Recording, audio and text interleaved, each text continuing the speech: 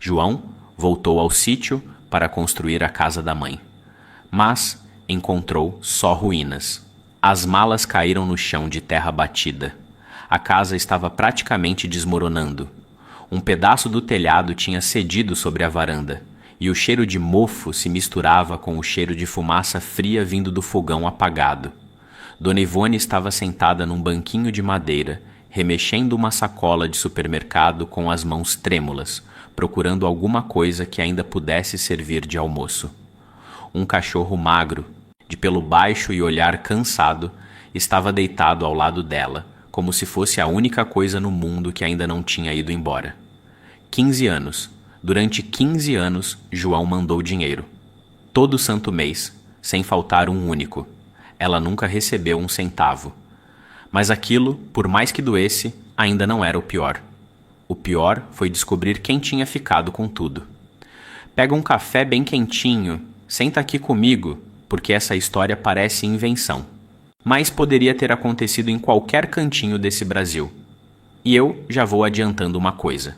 O homem que você vai desconfiar primeiro, talvez nem seja o verdadeiro vilão. 15 anos antes daquela tarde, João Ferreira tinha 22 anos e um par de botas gastas de tanto caminhar pela estrada de terra que ligava o sítio Boa Esperança à cidade mais próxima, Vargem do Cedro, no interior da Bahia. O pai tinha morrido cedo, de um problema no coração que ninguém em casa soube nomear direito, e desde então era só ele e a mãe cuidando daquele pedaço de chão. Um curral pequeno, uma horta que Dona Ivone tratava com mais carinho do que trata gente, e uma casinha de taipa que já era velha quando João nasceu.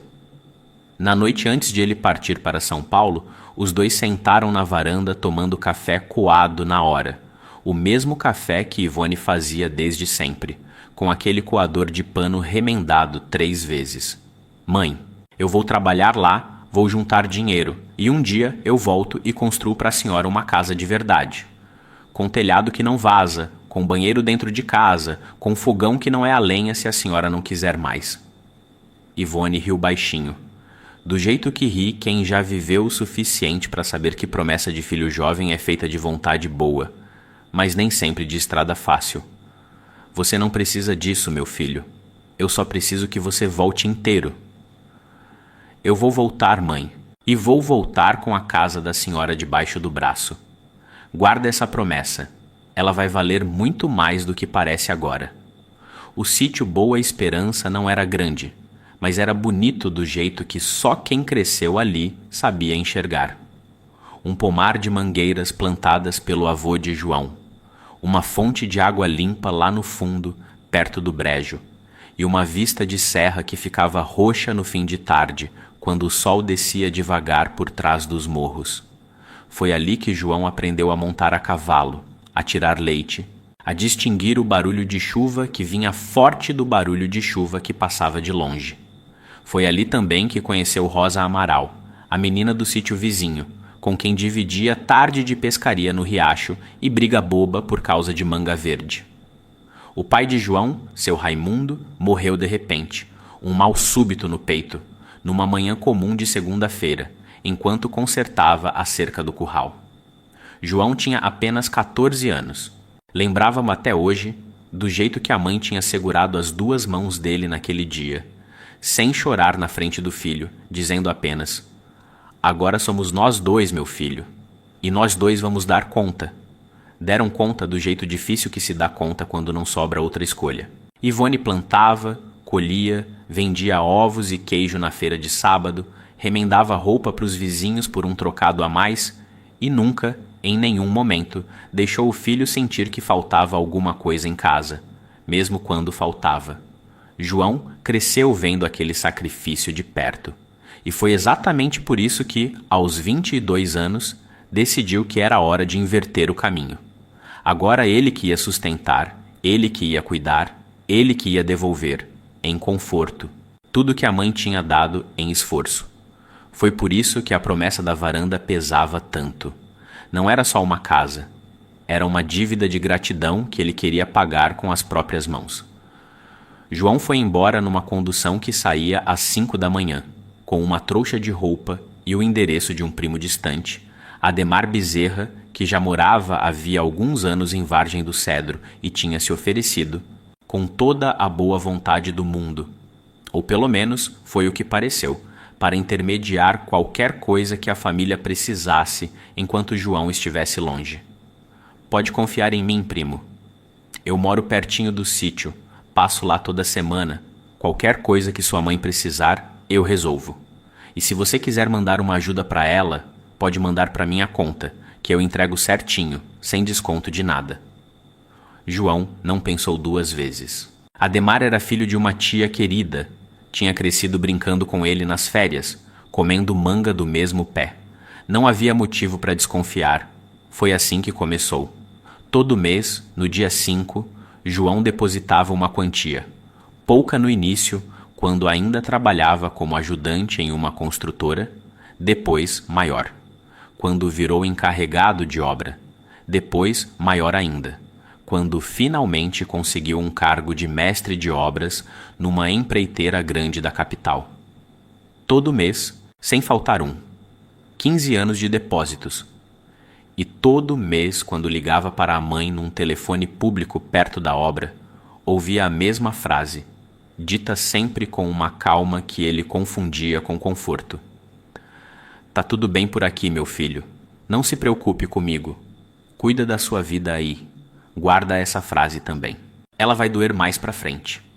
Teve uma vez, no 7º ano longe de casa, em que João quase desconfiou de alguma coisa.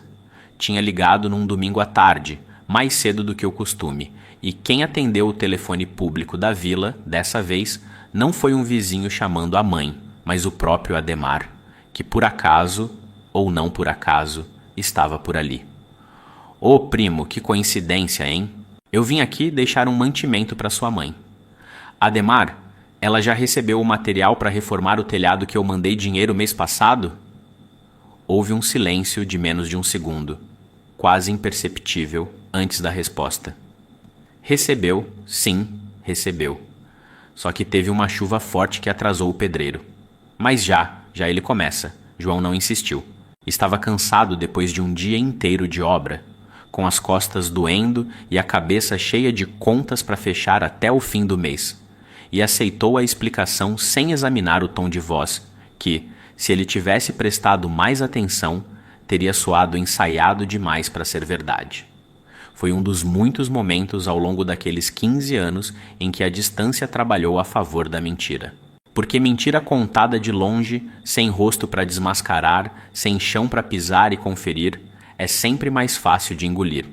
O tempo foi passando do jeito que o tempo passa quando a gente está ocupado demais sobrevivendo para perceber que está deixando coisas importantes para trás. João trabalhou em obra de sol a sol, morou em quarto alugado dividido com 3 colegas, comeu marmita fria mais vezes do que gostaria de lembrar e guardou cada centavo que sobrava depois de mandar o dinheiro para a mãe. Ele se casou, teve um filho, se separou depois de alguns anos. A vida na cidade grande também cobra seu preço, e em nenhum momento parou de mandar aquele dinheiro no dia 5. Ele imaginava a casa pronta. Imaginava a mãe com um fogão novo, um colchão que não afundasse no meio, talvez até um televisor para fazer companhia nas noites frias do sertão. Imaginava tudo errado, porque enquanto ele imaginava, Ademar Bezerra ia, aos poucos, tecendo uma vida bem diferente daquela que João pensava estar financiando. A primeira vez que Ademar sentiu o gosto do dinheiro fácil foi ainda no 2º ano, quando percebeu que ninguém, além dele, sabia exatamente quanto João mandava nem quando. Ele começou pequeno. Guardava uma parte, entregava outra parte para Ivone em dinheiro vivo, sempre com uma desculpa pronta. Prima, o menino mandou isso aqui, mas ele disse que teve uns gastos lá, então veio menos desse mês. Mês que vem, ele compensa. Ivone, que nunca aprendeu a ler direito, tinha estudado só até a 2ª série, numa escola que fechou antes dela terminar. Confiava no sobrinho porque não tinha motivo para não confiar, e porque, no fundo, aquela pouca quantia que recebia já parecia uma fortuna diante da vida simples que sempre levou. Com o passar dos anos, a parte que Ivone recebia foi ficando cada vez menor, até quase desaparecer.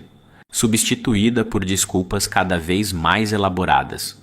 Problema no banco, atraso na obra, um mês que João teria pedido para segurar, porque estava juntando para mandar tudo de uma vez para fazer a casa completa. E o dinheiro que sobrava, Ademar foi usando para comprar um terreninho aqui, um carro usado ali, até virar, aos olhos da cidade pequena, um homem que deu certo na vida. Dono de uma revenda de peças agrícolas que ele mesmo gostava de dizer que tinha erguido com o próprio suor. Ninguém em Vargem do Cedro sabia de onde tinha saído o capital inicial daquela revenda. Só uma pessoa sabia. E essa pessoa não era Ademar. Havia na cidade um homem conhecido como Coronel Vantuil, dono de metade das terras da região, um daqueles fazendeiros que ainda mandava mais do que qualquer prefeito local, e que há anos cobiçava o sítio Boa Esperança por um motivo muito simples. Debaixo daquela terra, numa área que Ivone e o falecido marido sempre chamaram de O Brejo, havia uma nascente de água limpa, rara naquela região castigada pela seca, e que Vantuil precisava para expandir sua irrigação e valorizar as terras vizinhas, que também eram dele. Vantuil tinha tentado comprar o sítio de Ivone 2 vezes, ainda quando o marido dela era vivo, e as 2 vezes tinha ouvido um não educado, mas firme. Essa terra é a única coisa que meu marido me deixou, coronel.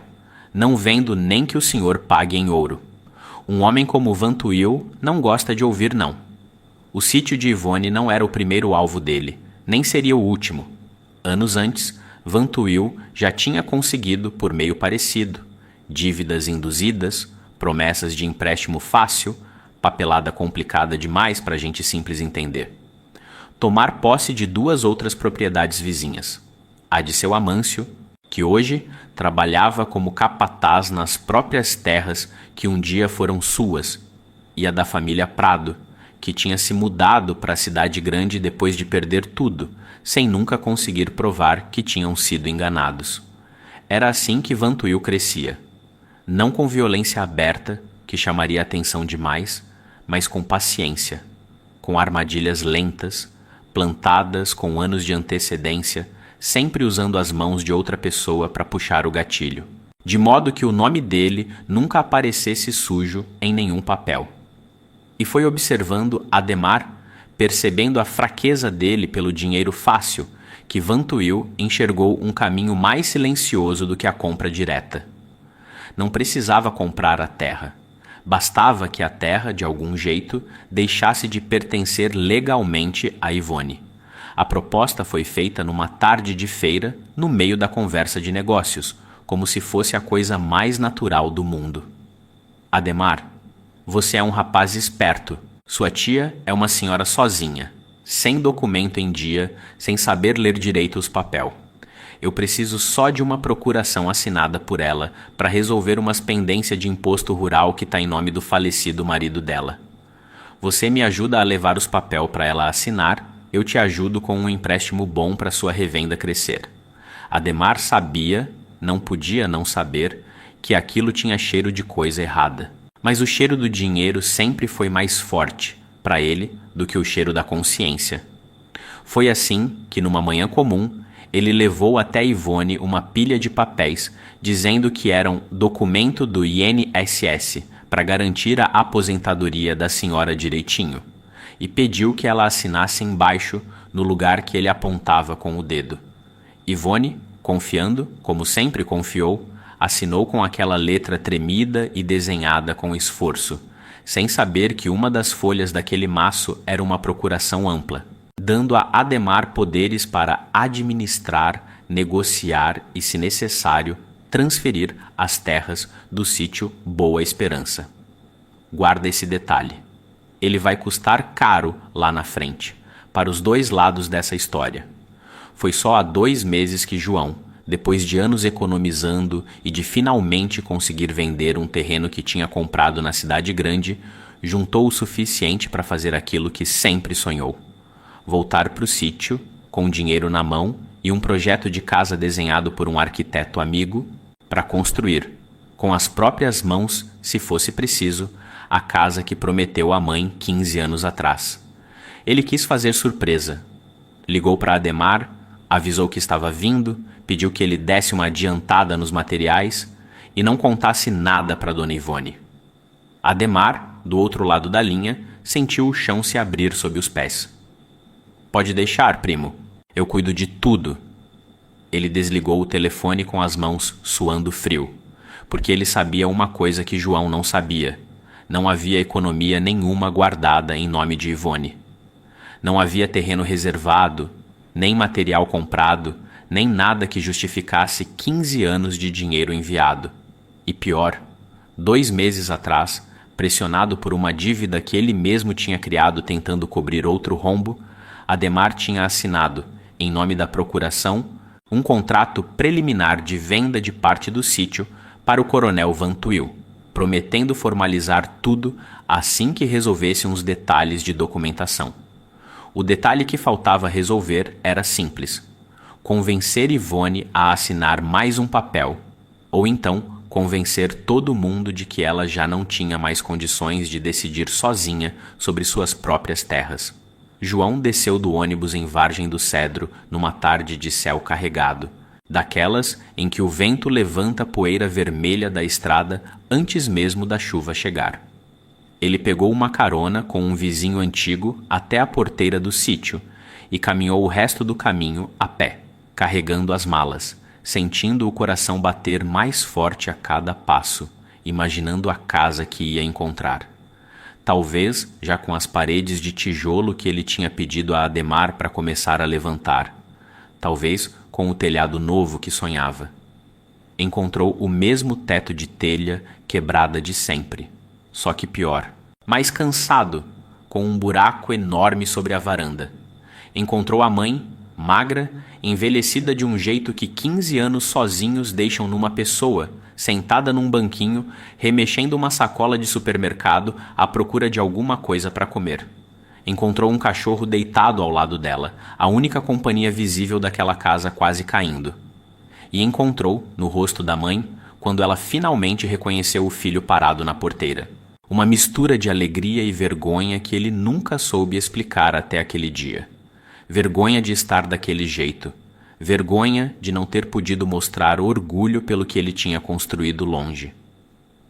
"Meu filho", ela disse, e a voz saiu quebrada, como se tivesse guardado aquele nome durante 15 anos só esperando a hora certa de dizer.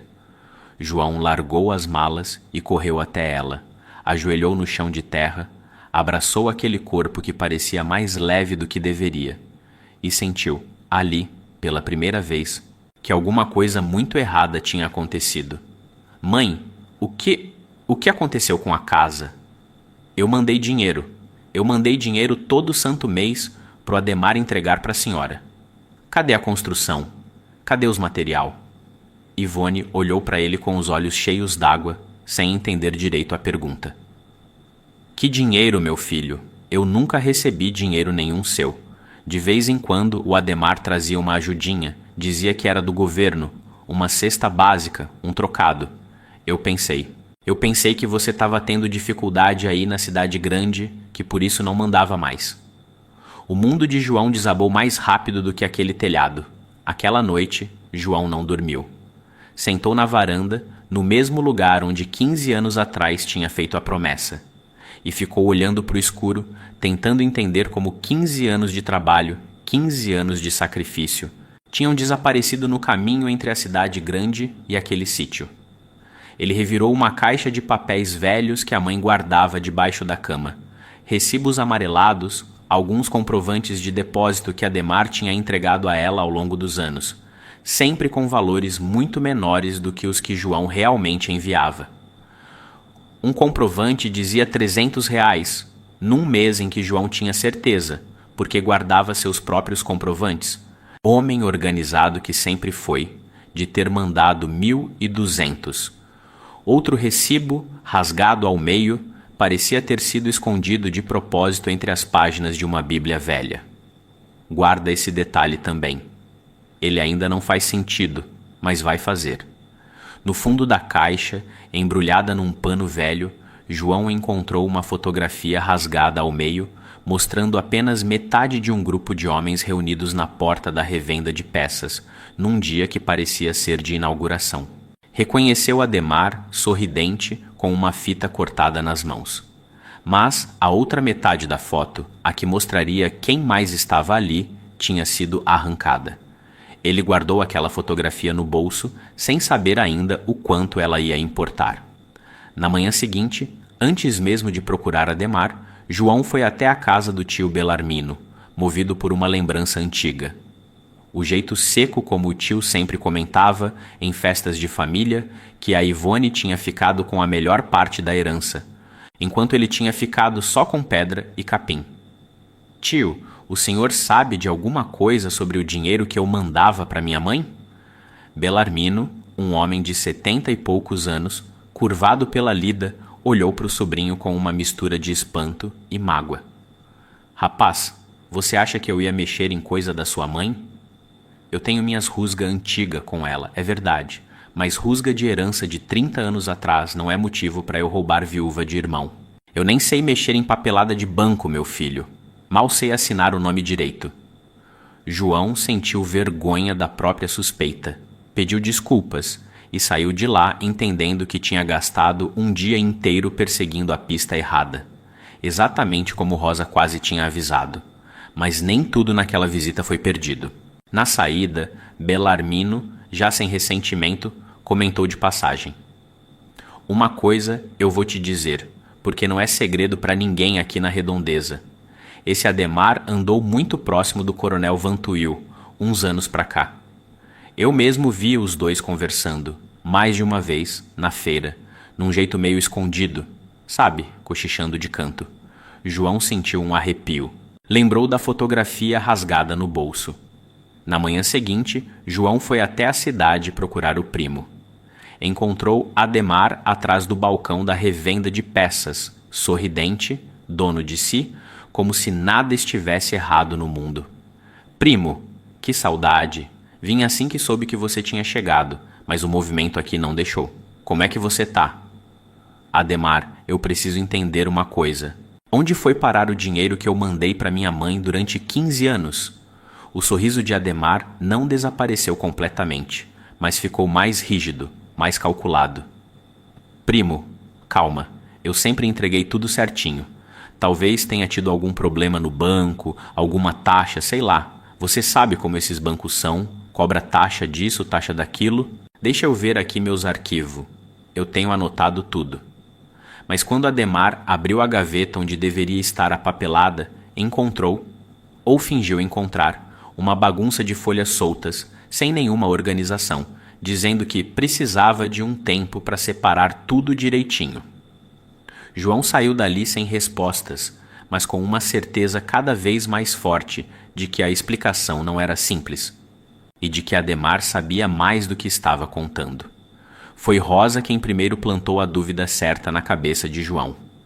Rosa Amaral tinha crescido no sítio vizinho, era 3 anos mais nova que ele, e desde criança os dois brincavam juntos na beira do riacho, enquanto as mães conversavam sentadas na sombra.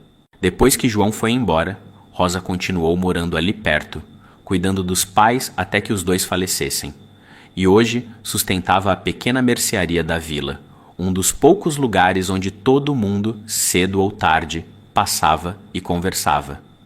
Quando João apareceu na porta da mercearia, cansado e com o olhar perdido, Rosa não precisou de muita explicação para entender o que estava acontecendo. João, eu não queria falar isso sem ter certeza, mas faz tempo que eu desconfio de umas coisas com o Adhemar. Ele começou a aparecer com dinheiro do nada, uns 4, 5 anos atrás. Comprou aquele carro, depois ampliou a revenda. E olha que, antes disso, ele vivia pedindo fiado aqui na mercearia. Você acha que ele ficou com o dinheiro que eu mandava? Eu acho que tem coisa errada, sim. Mas, João, eu não ia te dizer isso se não fosse importante. O Adhemar não é homem de tomar decisão grande sozinho. Ele sempre foi mais o tipo que faz o serviço sujo para os outros. Se tem dinheiro desaparecendo desse jeito, tem alguém mandando nele. Guarda essa fala. Ela vai ser a chave de tudo, mas só bem mais na frente. Naquele momento, João ainda não sabia quem poderia estar por trás de Adhemar.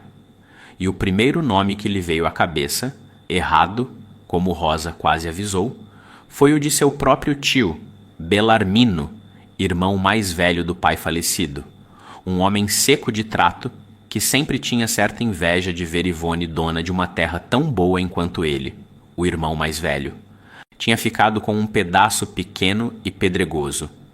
João passou dias desconfiando do tio, seguindo pistas erradas, até perceber que Belarmino, apesar de ranzinza, nunca tinha chegado perto da papelada do sítio e que sua raiva antiga não passava de rabugice de velho, não de crime. O verdadeiro mandante ainda estava escondido, observando tudo de longe. Naquela mesma tarde, sentado no balcão da mercearia de Rosa esperando a chuva passar, João ouviu, sem querer, a conversa de duas senhoras compradoras de linha e agulha. Ouvi dizer que foi o próprio banco que sumiu com o dinheiro. Coisa desses banco grande da capital, sabe como é, ninguém confia mais. Verdade, comadre, deve ser isso mesmo. Coitado do Adhemar, ainda ajudando a família e o mundo inteiro desconfiando dele. João sentiu a raiva subir, mas se conteve. Entendeu?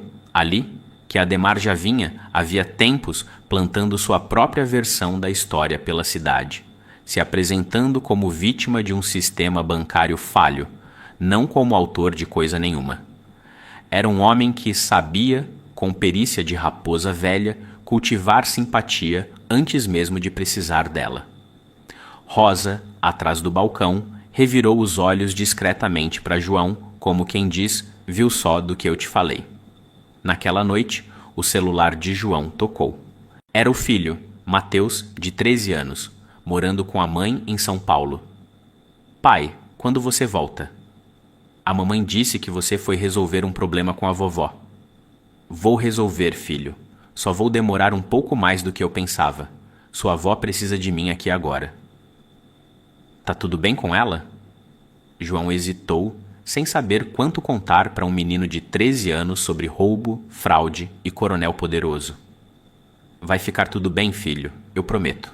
Eu só preciso descobrir uma coisa antes de voltar. Desligou o telefone com o peito apertado, dividido entre dois lugares, entre duas responsabilidades, sentindo pela primeira vez o quanto aquela investigação estava custando, não só dinheiro e tempo, mas pedaços da sua própria vida que ele também não podia recuperar depois. Enquanto João investigava, Adhemar corria para se proteger. Foi até a fazenda do coronel Vantuil na mesma noite da conversa na revenda. Encontrando o velho fazendeiro sentado na varanda de sua casa grande, tomando uísque importado enquanto ouvia rádio. Coronel, o menino chegou. Tá fazendo pergunta. Isso pode complicar tudo. Vantuil nem se abalou. Complicar o quê, Adhemar? Você tem a procuração assinada por aquela pobre coitada. Legalmente, você tem poder para negociar aquela terra. O rapaz que fica bravo, mas não tem nada em mão para provar coisa nenhuma. E se ele descobrir sobre a procuração? Aí você diz que foi feita para proteger o patrimônio dela, que ela mesma pediu ajuda porque não conseguia mais cuidar de tudo sozinha. Idosa, morando sozinha, sem instrução. Ninguém vai estranhar que um parente tenha assumido essa administração. Vantuil deu um gole no uísque antes de completar, com aquele tom de quem já tinha resolvido problemas maiores do que aquele. E se precisar, a gente prova que ela não tem mais cabeça boa para decidir nada. Já vi médico assinar laudo por bem menos que isso. Adhemar sentiu um arrepio, mas engoliu a vergonha junto com o resto do uísque que o coronel lhe ofereceu. Naquela mesma semana, ele foi até o cartório da cidade, onde tinha um conhecido antigo, o escrevente Osvaldo Miranda, e pediu, em troca de um agrado mensal, que sumisse com o livro de registro onde constava a data exata em que a procuração tinha sido lavrada e que, se possível, atualizasse o documento para parecer mais recente e mais amplo do que realmente era. Osvaldo hesitou, olhou para os lados e aceitou. Foi o primeiro erro que deixaria rastro. João passou os dias seguintes tentando reconstruir, pedaço por pedaço, os 15 anos de dinheiro enviado. Ligou para o banco, onde tinha depósitos antigos, esperou horas na linha e conseguiu, com muito custo, um extrato resumido dos últimos 5 anos de transferências. O sistema não guardava registro completo dos primeiros 10, mas já era o suficiente para comparar com os poucos recibos que a mãe tinha guardado. A diferença era gritante. Enquanto isso, ele passou a acompanhar de perto a rotina da mãe, tentando entender como ela tinha sobrevivido tantos anos sem procurar ajuda de ninguém, sem contar para ele, sem nem imaginar que estava sendo enganada. Mãe, a senhora nunca desconfiou de nada? Meu filho, o Ademar sempre falava tão bonito, tão preocupado. Eu não tinha motivo para desconfiar de sangue do meu próprio marido. E, olha, eu não queria te preocupar lá longe. Achei que você estava com suas dificuldades, homem separado, com filho para criar. Não ia querer te dar mais peso. Foi ali que João entendeu uma coisa que doeu tanto quanto descobrir o roubo. Sua mãe tinha se calado por amor, do mesmo jeito que ele tinha trabalhado tanto por amor. Os dois, cada um à sua maneira, tinham escondido o próprio sofrimento para não pesar no outro. Foi Rosa quem sugeriu o próximo passo. João, você precisa falar com o Zé Bento. Ele trabalhou anos como office boy no banco da cidade. Conhece todo mundo, sabe de tudo que rola por aqui, mesmo aposentado. Se alguém sabe de movimentação estranha de dinheiro nessa região, é ele. Zé Bento morava numa casinha simples perto da igreja e recebeu João com a hospitalidade de quem tinha poucas visitas e gostava de conversar. Ah, seu João, eu lembro muito bem de quando você era moleque, correndo atrás de bola de meia por essas ruas. Sinto muito pelo que aconteceu com sua mãe. Uma senhora tão boa. Seu Zé, o senhor trabalhou no banco. O senhor lembra de alguma coisa estranha com as transferências que eu mandava? Zé Bento baixou a voz, olhou para a porta como quem confere se está sozinho. Olha, eu não vou dizer nome nenhum agora, porque eu preciso ter certeza antes de acusar alguém injustamente. Mas eu vou te dizer uma coisa. Teve um período, uns anos atrás, que o Ademar ia lá no banco toda vez que caía um depósito grande em nome da sua mãe. Ele sacava tudo no mesmo dia, sempre em dinheiro vivo. Isso me estranhou, mas na época eu não sabia de nada demais. Achei que era coisa de parente ajudando parente. O senhor teria algum jeito de comprovar isso? Zé Bento pensou um pouco, coçou a cabeça e finalmente falou. Eu tenho uma caderneta velha de quando trabalhava lá. Não é documento oficial, mas eu tinha o costume de anotar o saque grande do dia, só por organização minha mesmo, coisa de quem gosta de guardar as coisas em ordem. Deixa eu procurar em casa e te aviso se achar. João saiu de lá com um fio de esperança, mas sem prova nenhuma ainda em mãos. Guarda essa caderneta. Ela vai valer mais do que qualquer contrato assinado em cartório. Ademar, sentindo o cerco se fechar, decidiu agir antes que fosse tarde demais. Foi até a casa de Zé Bento numa manhã, com um sorriso ensaiado e um envelope na mão. Seu Zé, eu soube que o João andou aqui perguntando umas coisas. Eu trouxe uma ajudinha, sei que a aposentadoria é curta e o senhor sempre foi bom comigo. Zé Bento olhou para o envelope, depois para o rosto de Ademar, e não precisou de muita inteligência para entender o que aquilo significava. Ademar, eu vou te dizer uma coisa, com todo o respeito que eu tenho pela sua família. Guarda esse dinheiro.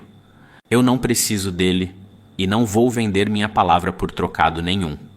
Ademar saiu contrariado, sentindo que a rede que ele mesmo tinha ajudado a tecer estava começando a se romper. No mesmo dia, tentou uma segunda tática, mais perigosa. Foi até a casa de Ivone, sozinho, aproveitando um momento em que João tinha ido resolver umas coisas na cidade. Tia, eu sei que o João anda muito nervoso com essas coisas de dinheiro. Mas a senhora lembra que a senhora mesma me pediu, anos atrás, para eu cuidar de tudo, porque a senhora não confiava mais na própria cabeça para lembrar das contas? A senhora lembra que assinou aquele papel comigo? Ivone franziu a testa, tentando lembrar, confusa com a pergunta feita daquele jeito manipulador. Eu Eu não lembro direito, Ademar. Foi aquele papel do INSS? Isso mesmo, tia. A senhora mesma pediu. Não deixa o João ficar bravo com isso, viu? Ele pode até pensar coisa errada de mim, mas eu sempre quis o bem da senhora. Ivone, confusa e abalada, ficou dias sem conseguir explicar direito para o filho o que tinha assinado, e por um breve momento, uma sombra de dúvida cruel passou pela cabeça de João. Será que a mãe realmente tinha concordado com alguma coisa e agora, por vergonha ou esquecimento, não conseguia admitir? Foi o momento mais sombrio até ali, não pela possibilidade de perder a terra, mas pela possibilidade de que a própria confiança entre mãe e filho pudesse ter sido usada como arma contra os dois. Foi Rosa, de novo, quem trouxe equilíbrio àquele momento de dúvida. João, não deixa isso te confundir. O Ademar tá jogando com a cabeça de vocês dois. Sua mãe não tem culpa de ter confiado em quem devia proteger ela. E você não pode duvidar dela só porque um mentiroso plantou essa semente. João respirou fundo, entendeu que precisava separar a raiva da investigação e voltou a se concentrar no que realmente importava: encontrar prova concreta. Foi então que decidiu ir pessoalmente ao cartório da cidade, pedir uma certidão atualizada da matrícula do sítio, para entender, de uma vez por todas, em que situação legal a terra realmente se encontrava. O escrevente Osvaldo Miranda, ao ver João entrar, sentiu o estômago revirar. Boa tarde, moço. Em que posso ajudar? Eu preciso de uma certidão atualizada da matrícula do sítio Boa Esperança, em nome de Ivone Ferreira. O senhor tem procuração da proprietária ou algum documento que comprove parentesco direto? Não posso liberar certidão de matrícula assim, sem mais nem menos. João voltou dias depois com a certidão de nascimento e a carteira de identidade da mãe, além de uma autorização simples que Ivone assinou, dessa vez lendo cada palavra em voz alta, devagar, com o filho ao lado explicando cada linha, coisa que nunca tinha acontecido da primeira vez com Ademar. Osvaldo, incomodado com a insistência e sem mais desculpa esfarrapada para usar, aceitou os documentos, ainda que a contragosto, e sumiu numa sala dos fundos por quase 1 hora, tempo suficiente para João desconfiar que alguma coisa estava sendo, mais uma vez, ajustada antes de chegar às suas mãos. Osvaldo demorou mais do que deveria para encontrar o documento, e quando finalmente entregou, João notou algo estranho. A data de emissão da procuração que constava ali era recente, de apenas alguns meses atrás, enquanto ele tinha certeza, pelo relato da própria mãe, de que ela tinha assinado aquele papel havia mais tempo, ainda confundindo-o com documento do INSS. Alguma coisa não batia. Guarda essa data. Ela vai ser a rachadura que derruba toda a mentira. João decidiu que precisava de ajuda mais formal. Foi até a cidade vizinha, maior, procurar um advogado indicado por um colega de obra, o doutor Tarcísio, especialista em causas rurais e conhecido por não ter medo de enfrentar gente poderosa. Seu João, pelo que o senhor me conta, existem indícios fortes de fraude documental e de apropriação indevida. Mas indício não é prova. Precisamos de 3 coisas.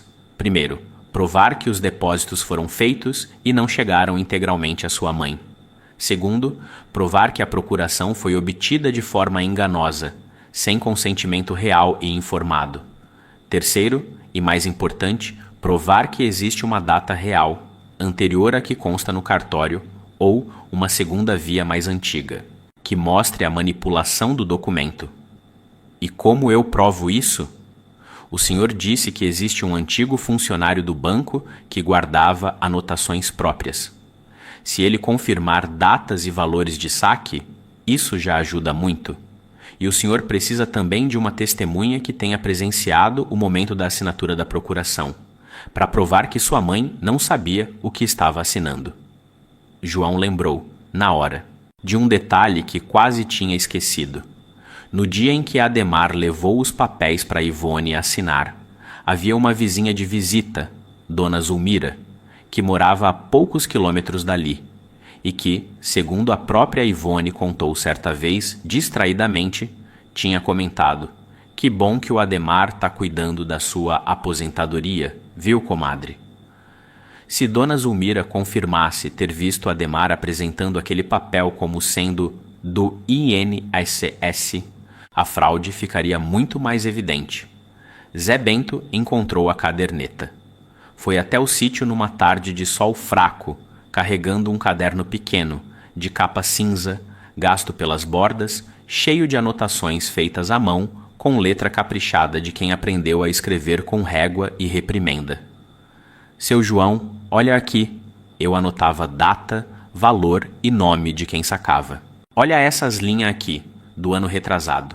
Ivone Ferreira, depósito de 1.200, sacado no mesmo dia por Ademar Bezerra, com procuração verbal informal, sem documento apresentado." João sentiu o peito apertar. "O senhor deixava sacar assim, sem documento?" Infelizmente, seu João, naquela época o gerente da agência era relaxado com essas coisas, principalmente com gente conhecida da cidade. Isso não era certo, e eu levantei essa preocupação na época, mas ninguém me deu ouvido. Fiquei só anotando, por precaução minha mesmo. Aquela caderneta, mesmo sem valor jurídico formal, era uma peça poderosa. Mostrava mês a mês, ano a ano, o padrão de saques feitos por Ademar em nome de Ivone, muito antes da tal procuração oficial existir. Ou seja, Ademar vinha desviando dinheiro havia anos, sem nenhuma autorização, nem mesmo a forjada. A procuração, aquela conseguida com engano, tinha sido criada depois, como uma tentativa de dar aparência legal a um roubo que já vinha de muito antes.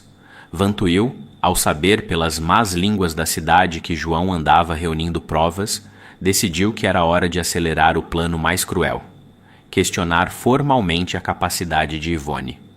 Contratou, através de contatos, um médico disposto a assinar, mediante pagamento, um laudo dizendo que Dona Ivone apresentava sinais de comprometimento cognitivo compatível com dificuldade de gerenciar os próprios bens. Baseado numa única consulta rápida, marcada sob o pretexto de um simples check-up de rotina oferecido pela prefeitura.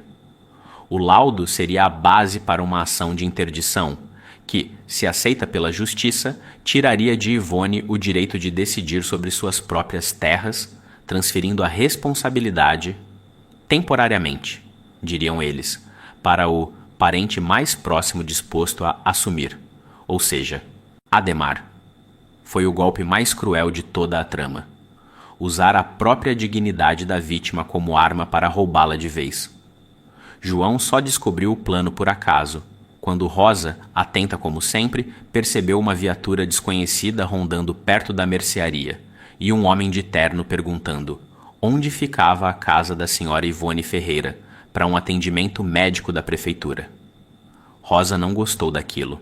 Nenhuma equipe da prefeitura tinha avisado sobre esse tipo de atendimento na região. "João, isso não tá certo. Vem rápido."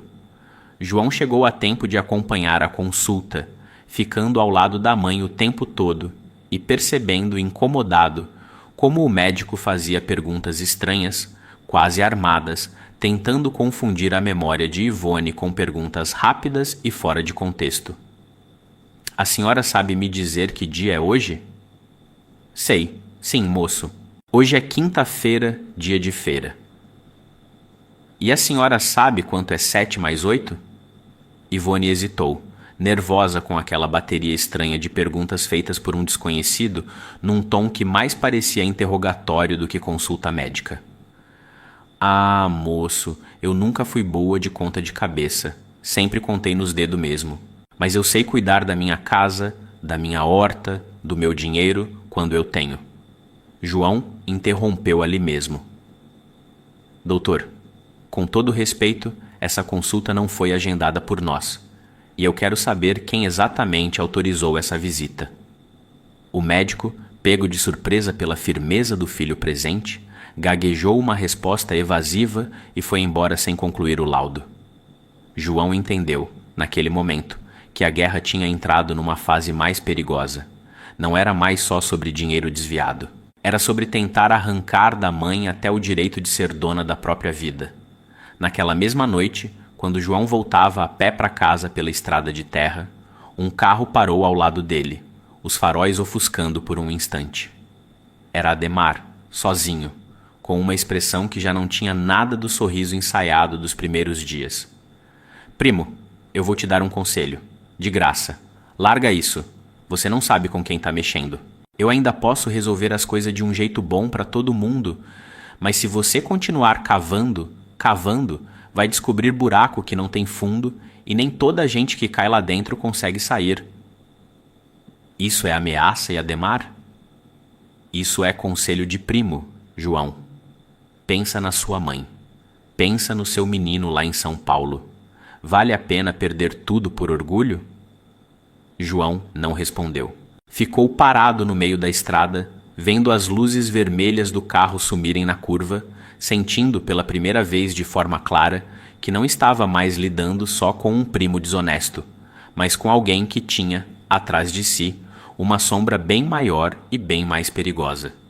Foi ali que ele decidiu que não podia mais esperar.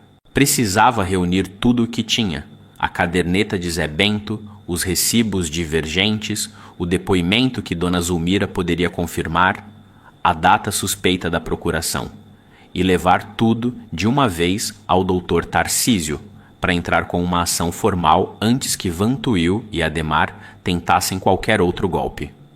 Mas antes que João conseguisse formalizar qualquer coisa, veio a falsa derrota. Numa madrugada, o pequeno depósito onde Zé Bento guardava documentos antigos, um puxadinho de madeira ao lado da casa dele, pegou fogo. Ninguém soube dizer ao certo se foi acidente ou não, mas o fato é que boa parte dos papéis antigos de Zé Bento, incluindo cópias que ele tinha tirado da caderneta, viraram cinza. A caderneta original, por sorte, Zé Bento tinha entregado dias antes diretamente ao Dr. Tarcísio, mas o medo se espalhou pela vizinhança, e boatos começaram a circular, plantados por gente próxima a Vantuil, dizendo que João tinha voltado só para causar confusão, incendiando até a vida dos vizinhos, que ele sempre foi um filho ausente que abandonou a mãe por 15 anos e agora queria aparecer de herói. A cidade pequena, como costuma acontecer, começou a se dividir. Alguns acreditavam em João. Outros, influenciados pelo prestígio antigo de Vantuil e pela simpatia fácil de Ademar, passaram a olhar torto para o rapaz que tinha sumido tanto tempo. Ivone, abalada com o boato, com o medo do incêndio, com a consulta médica estranha e com o peso de ver o filho sendo perseguido por tentar ajudá-la, teve uma crise de pressão alta e precisou ser levada às pressas ao pequeno posto de saúde da cidade. Foi o momento mais escuro da história. João, sentado no corredor do posto de saúde, sentiu pela primeira vez desde que chegou uma vontade profunda de desistir, de pegar a mãe e ir embora dali, deixar a terra, deixar a briga, só proteger o pouco que restava. Mas foi exatamente ali, no fundo daquele corredor, que ele lembrou da frase que a própria mãe tinha dito 15 anos atrás: "Eu só preciso que você volte inteiro."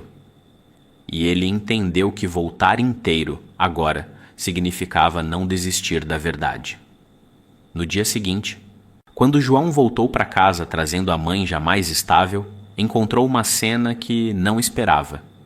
Um pequeno grupo de vizinhos reunido em frente ao sítio, entre eles seu Amâncio, o mesmo que tinha perdido terra para Vantuil anos atrás, segurando um facão e um balde, oferecendo ajuda para consertar o que desce do telhado antes da próxima chuva.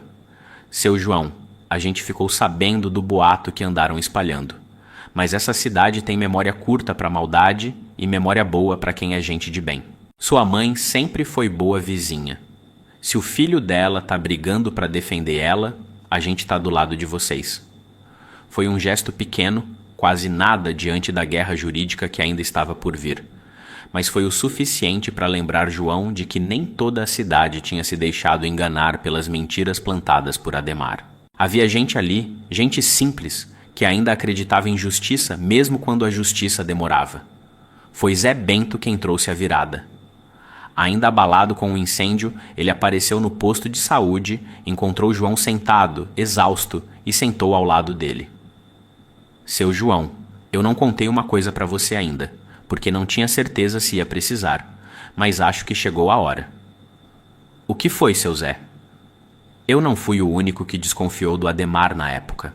Tinha outro rapaz que trabalhava comigo no banco, se chamava Nonato. Ele foi transferido para a agência da capital, mas nós ainda trocamos figurinha de vez em quando. Eu liguei para ele ontem, contei o que estava acontecendo e ele lembrou de uma coisa importante. O sistema do banco, mesmo não guardando o extrato completo para consulta do cliente depois de tanto tempo, guarda um backup interno de segurança, por lei, por pelo menos 20 anos. Ele disse que, com uma ordem judicial, dá para puxar o histórico completo dos primeiros 10 anos de depósito, os que faltavam no seu extrato. Era exatamente a peça que faltava. Com a caderneta de Zé Bento comprovando o padrão de saques irregulares, com a possibilidade de reaver o histórico completo pela via judicial e com a testemunha, Dona Zulmira, finalmente confirmando, depois de muita conversa e coragem. Porque também tinha medo de Vantuil, que tinha visto Ademar apresentando o papel como documento do INSS no dia da assinatura, o Dr. Tarcísio finalmente tinha o suficiente para entrar com uma ação completa. Pedido de nulidade, da procuração por vício de consentimento, pedido de investigação criminal por apropriação indébita e pedido de bloqueio preventivo de qualquer negociação envolvendo o sítio Boa Esperança. A audiência foi marcada para poucas semanas depois, no fórum da cidade vizinha. Ademar, sentindo o cerco se fechar de vez, tentou uma última cartada desesperada. Procurou o próprio Oswaldo Miranda, o escrevente do cartório, pedindo que ele sumisse de vez, com qualquer registro que pudesse comprovar a data alterada da procuração. Mas Oswaldo, que já vinha carregando a culpa havia meses e que tinha ficado ainda mais assustado depois do incêndio na casa de Zé Bento, um incêndio que ele suspeitava, com razão, não ter sido acidental, decidiu que não aguentava mais.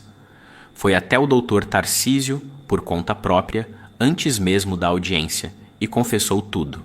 Contou como Ademar tinha pedido para alterar a data do registro. Contou sobre os pagamentos recebidos e entregou uma cópia que, por precaução própria, o mesmo instinto de guardar as costas que outros personagens daquela história também tiveram, ele tinha preservado escondida, com a data original da assinatura. A data batia exatamente com o relato de Dona Zulmira e com as anotações de Zé Bento. A mentira, finalmente, não tinha mais como se sustentar. No dia da audiência, o salão pequeno do fórum estava mais cheio do que o normal, porque a notícia já tinha se espalhado pela cidade inteira. Aquele não era mais só um caso de família. Era o caso que ia revelar, de uma vez, quem realmente era Ademar Bezerra e até onde ia o poder do coronel Vantuil. Ivone, já recuperada da crise de pressão, mas ainda fragilizada, sentou ao lado do filho, segurando a mão dele com força. O juiz ouviu, um a um, os depoimentos.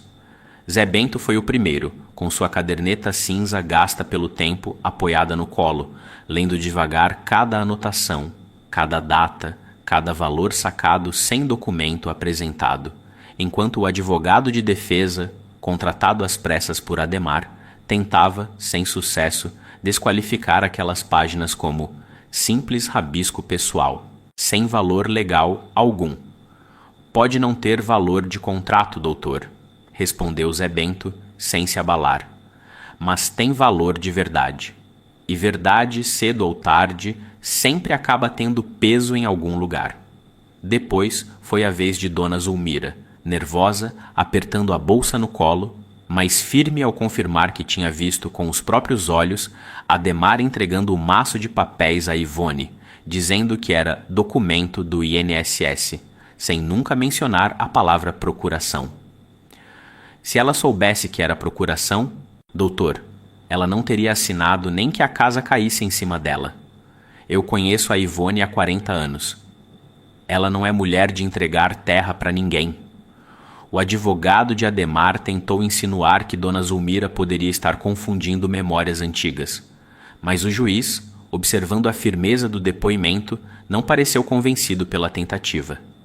Em seguida, Osvaldo Miranda foi chamado, e sua voz saiu embargada desde a primeira palavra. Excelência, eu alterei a data de registro da procuração a pedido do senhor Ademar Bezerra, em troca de pagamento mensal. Eu sei que errei, mas guardei uma cópia com a data verdadeira, porque no fundo eu sabia que um dia isso ia precisar aparecer. A cópia foi apresentada, comparada com a data que constava oficialmente no cartório, e a diferença, quase 8 meses, comprovava exatamente o que João vinha suspeitando. O documento tinha sido envelhecido no papel, mas fabricado depois, já dentro do plano armado com Vantuil. Por fim, Nonato apresentou, por ofício judicial, o histórico bancário completo dos 15 anos, projetado numa tela simples trazida pelo próprio doutor Tarcísio. Número por número, mês por mês, a diferença entre o que João enviava e o que efetivamente chegava às mãos de Ivone foi ficando clara diante de todos, formando, ao final, uma quantia que fez até o juiz balançar a cabeça em silêncio. Ademar, encurralado, tentou ainda uma defesa fraca, alegando que tudo tinha sido usado em benefício da tia de forma indireta, mas gaguejou quando o juiz perguntou direto de onde tinha saído o capital inicial da revenda de peças, e não conseguiu explicar a proximidade repentina com o coronel Vantuil, nem o contrato preliminar de venda de parte do sítio que o próprio doutor Tarcísio apresentou como prova final, encontrado nos arquivos que Osvaldo entregara. O senhor confirma ou nega ter assinado este contrato preliminar, em nome de uma procuração que o senhor sabia ser obtida de forma enganosa? Perguntou o juiz com a voz seca. Ademar baixou a cabeça, e o silêncio dele, ali, valeu mais do que qualquer palavra. O coronel Vantuil, presente na plateia por soberba, por achar que sua influência seria suficiente para intimidar qualquer decisão, viu, pela primeira vez em muitos anos, seu nome sendo mencionado publicamente como mandante de uma fraude, e sentiu, talvez pela primeira vez também, o gosto amargo de não conseguir comprar uma verdade. A sentença não saiu no mesmo dia. Processos judiciais no Brasil raramente andam tão rápido, mas dias depois, o juiz decretou a nulidade da procuração, determinou o bloqueio definitivo de qualquer tentativa de negociação da terra por parte de Vantuil e encaminhou o caso de apropriação indébita para investigação criminal formal contra Ademar, com possibilidade real de restituição de parte do valor desviado, através do bloqueio dos bens que ele tinha adquirido com o dinheiro roubado, incluindo a revenda de peças, que precisou ser vendida judicialmente para começar a ressarcir Ivone. Ademar perdeu, num único mês, tudo aquilo que tinha construído sobre uma mentira de 15 anos: a revenda, a reputação, a confiança da família e, por fim, a própria liberdade, quando o processo criminal avançou e ele precisou responder em juízo pelas acusações. O coronel Vantuil, apesar de todo o seu poder, também não saiu ileso. O contrato preliminar de venda foi anulado e o caso, tornado público, manchou de vez a imagem que ele tanto prezava na região, afastando parceiros e reduzindo sua influência sobre outros pequenos proprietários que, inspirados pela coragem de João, também começaram a questionar negociações antigas e suspeitas envolvendo suas próprias terras. Com o processo resolvido e o dinheiro começando, aos poucos, a ser restituído, João finalmente pôde fazer aquilo que tinha vindo fazer 15 anos atrás. Só que dessa vez, com a mãe ao lado, participando de cada decisão, escolhendo pessoalmente a cor das paredes, o formato da varanda, o lugar exato onde queria plantar de novo suas roseiras. A vizinhança inteira ajudou. Rosa organizou um mutirão que reuniu quase todo mundo da região. Gente que tinha ouvido a história, que sabia, no fundo, o quanto Ivone sempre foi uma mulher de coração bom. E que quis, cada um à sua maneira, reparar o silêncio que por tanto tempo deixou aquela senhora sofrer sozinha, sem que ninguém notasse. Zé Bento trouxe as próprias mãos para ajudar a erguer as paredes, dizendo que, depois de tantos anos anotando o número, também queria fazer alguma coisa que se pudesse tocar com a mão. A nova casa não era grande, nem luxuosa, mas tinha telhado que não vazava. Tinha um fogão novo ao lado do velho fogão a lenha, porque Ivone fez questão de manter os dois. Um para o conforto, outro para a lembrança. Tinha um banheiro dentro de casa e tinha na varanda o mesmo banquinho de madeira onde ela sempre gostou de sentar ao entardecer. Agora ao lado de uma cadeira nova, feita especialmente para João, porque agora ele também tinha lugar fixo ali. O cachorro, que ganhou o nome de Trovão ainda nos tempos mais difíceis, continuou deitado ao lado dela todas as tardes, como se soubesse, a sua maneira simples de bicho, que finalmente aquela família tinha encontrado paz. No dia do mutirão, a estrada de terra que levava ao sítio ficou cheia de carroças, motos e um ou outro carro velho, todos carregando gente disposta a ajudar. Seu Amâncio trouxe madeira que sobrou de outra obra. Dona Zulmira trouxe panelas de comida para alimentar todo mundo. Zé Bento, orgulhoso, ajudou a levantar a última parede do quarto de Ivone, dizendo entre risadas que depois de tanto ano contando dinheiro dos outros, agora ele estava construindo parede de gente boa. Rosa organizou tudo com a mesma firmeza com que tocava a mercearia havia anos, distribuindo tarefas, servindo café e, no meio da tarde, sentou ao lado de João na sombra de uma mangueira, os dois observando o barulho de martelo e serrote tomando conta do sítio. "Você pensa em ficar por aqui, João?" ela perguntou, sem olhar diretamente para ele, como quem finge que a pergunta não pesa tanto. "Eu penso sim. Meu menino gostou muito daqui quando veio passar as férias mês passado. Falou que quer aprender a montar a cavalo, que nem eu aprendi. E além disso..." Ele parou, sorriu e completou: "Tem certas coisas boas por aqui que eu não quero mais deixar para trás." Rosa sorriu de volta, sem precisar de mais palavras. Mateus, que tinha vindo passar as férias escolares no sítio, corria pelo quintal com Trovão atrás dele, rindo alto, descobrindo, aos 13 anos, o mesmo gosto de infância no interior que o pai tinha conhecido décadas antes. Numa das últimas tardes daquele ano, sentados na varanda nova, tomando o mesmo café coado de sempre, feito agora num coador novo, mas com o mesmo carinho de sempre, Ivone olhou para o filho e disse, com a voz mais leve do que ele ouvia há muito tempo: "Sabe, meu filho, eu sempre achei que a promessa mais importante era a da casa. Mas hoje eu entendo que a promessa mais importante já tinha sido cumprida há muito tempo, todo santo mês, mesmo sem eu saber. Porque um filho que nunca deixou de mandar ajuda, mesmo longe, mesmo sem saber que ela não estava chegando, é um filho que nunca deixou de cuidar da mãe." João sorriu, sentindo os olhos arderem, e olhou para o horizonte, para aquele mesmo pôr do sol que tinha visto tantas vezes na infância, agora com um gosto diferente. Um gosto de dívida paga, não em dinheiro, mas em verdade. A casa estava de pé. A terra estava segura. A mãe estava viva, protegida e finalmente livre de qualquer sombra que tentasse, por interesse ou maldade, decidir por ela. E se alguém perguntasse, hoje, o que restou de mais valioso de toda aquela história, a resposta não seria a casa nova, nem a terra recuperada, nem o dinheiro restituído.